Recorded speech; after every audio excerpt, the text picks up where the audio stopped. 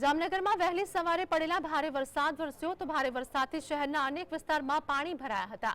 ગોકુલનગર જકાત નાકા પાસે આવેલા સૈનિક ભવન પાસે વિવિધ વિસ્તારોમાં પાણી ભરાયા હતા અને વાહન ચાલકોને હાલાકી વેઠવાનો વારો આવ્યો હતો।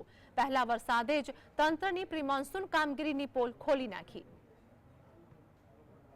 જામનગર શહેરમાં પ્રથમ વરસાદમાં જે અત્યારે હાલ શહેરના જે મોટાભાગના જે વિસ્તારો છે તેમાં પાણી થઈ ગયું છે।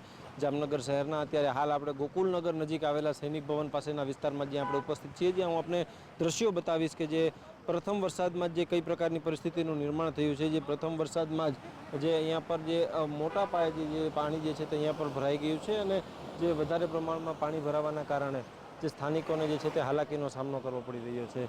પ્રથમ વરસાદમાં જ આ પ્રકારના દ્રશ્યો જોઈ અને જે લોકો જે છે તે તંત્રની પ્રી મોન્સૂન કામગીરી પર જે રોષ જે છે તે તેની સામે અત્યારે હાલ ઠાલવી રહ્યા છે। કારણ કે જે રીતના દ્રશ્યો જોઈ શકાય છે કે જે પ્રથમ વરસાદમાં જે અત્યારે હાલ જે પ્રકારની પરિસ્થિતિનું નિર્માણ થયું છે તેમાં અત્યારે કહી શકાય કે જે લોકોની હાલાકીનો સામનો થયો છે। કારણ કે અહીંયાથી જે નજીકમાં જે રેસિડેન્સ એરિયો જે છે તે આવેલો છે, એટલે કે રેસિડેન્સ એરિયાની આજુબાજુમાં જે આ પ્રકારના જે પાણી ભરાવાના કારણે જે લોકોને ઘરની બહાર નીકળવું પણ જે છે તે મુશ્કેલ બની ગયું છે।